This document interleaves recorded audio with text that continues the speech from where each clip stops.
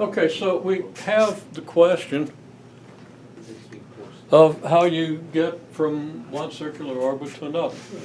I just came in and asked for questions. Somebody said mechanics. I said, what kind of mechanics? This whole course is mechanics. I said, well, orbital mechanics. Okay, what about orbital mechanics? Well, that's the question that we really wanted to get to. Now, in a circular orbit, of course, we'd easily find the velocity if we have all, the mass and the mass of the planet and so forth. And we're assuming we have a satellite, so we don't have to worry about where the center of mass is. But that's easy to take care of if you got like two planets or two stars over each other. So we have a circular orbit of a satellite around a planet. You can think of a satellite around the Earth. And you have your velocity.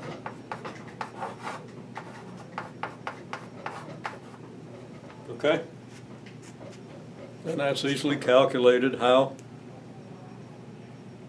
Set the centripetal acceleration or centripetal force equal to gravitational force and solve for V.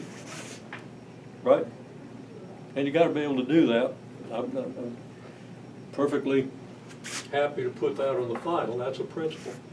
Okay? You get this. Now, you want to go from one orbit to another.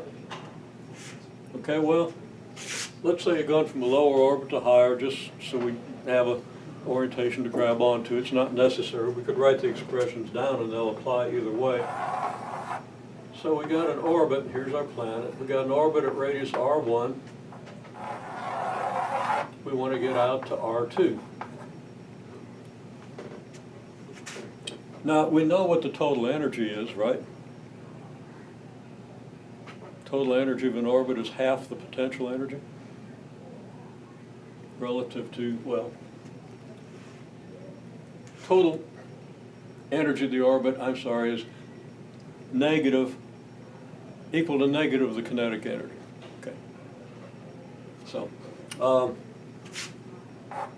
and that's something you should know.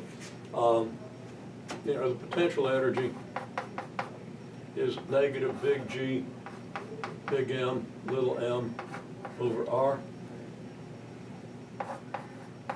Total kinetic energy is 1/2 big G, big M, little m over R. You'll be able to prove those things. Very easy to prove.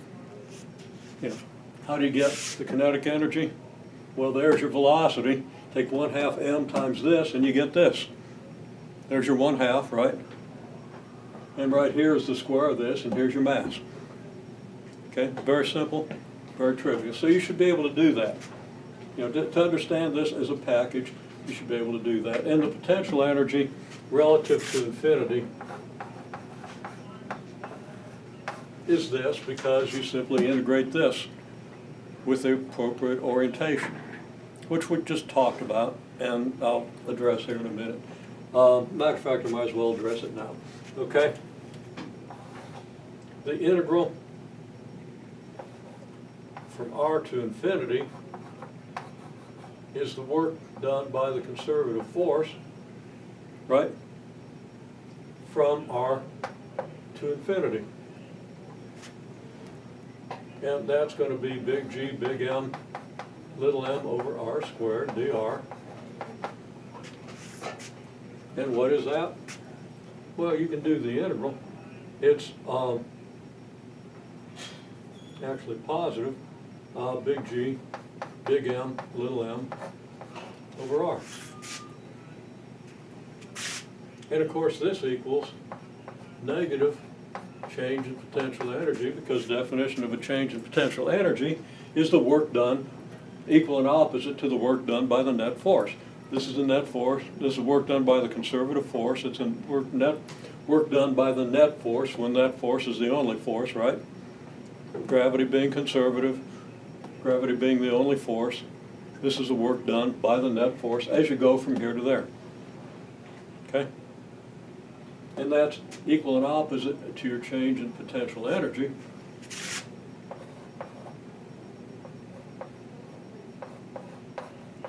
So delta PE r to infinity is negative big G big M little m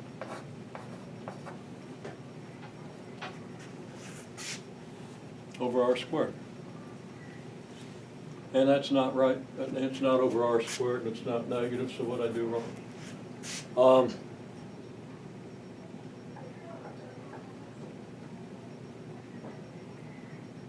Positive work, change of potential energy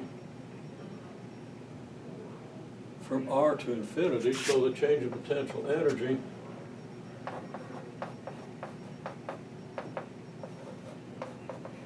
from infinity to r is plus big G big M little m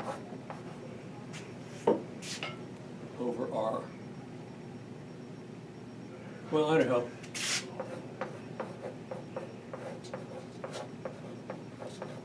potential energy at r relative to infinity is negative big G big M little m over r. Okay? And it might be a contradiction the way I'm stating this, but I want to move on to something else. So kind of see if this makes sense, and if it doesn't, fix it. Okay? Okay, so you want to go from here to here. And we got this expression for potential energy at a distance, right? So what we want to do is we're in this orbit. We'll go in the positive direction. Okay, we're in this orbit, right?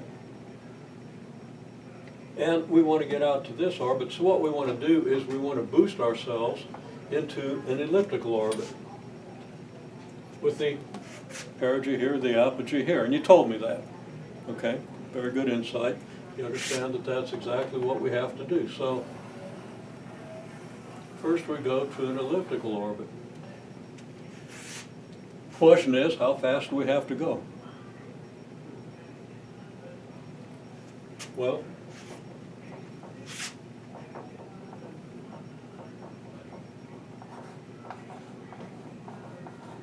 and you know, I just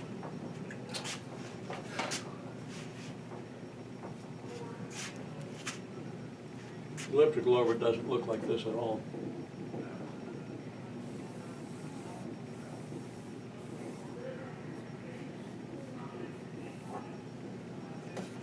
This is your perigee.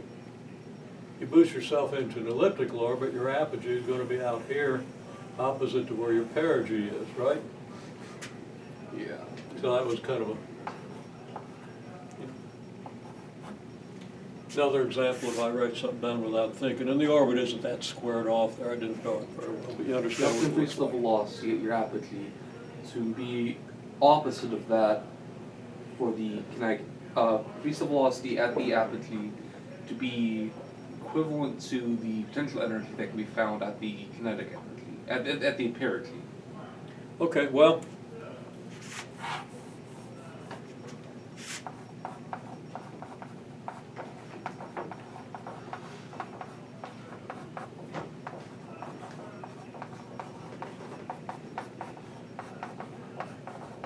total energy at apogee is a total energy at perigee, right?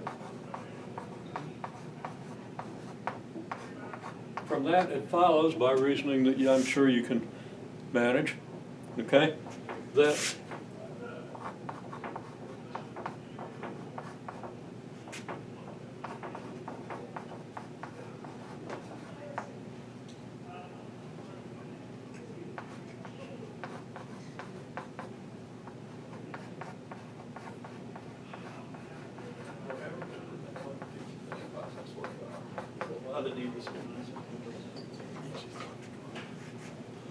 okay, your kinetic energy at perigee has to equal kinetic energy at apogee plus the change in potential energy from here to here. So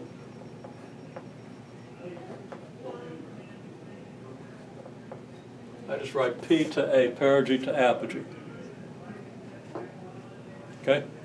Now that makes sense because you'd better have more kinetic energy than you need to stay in this circular orbit, right? In order to get out to this orbit, and you use up that extra energy getting here. Okay? Uh,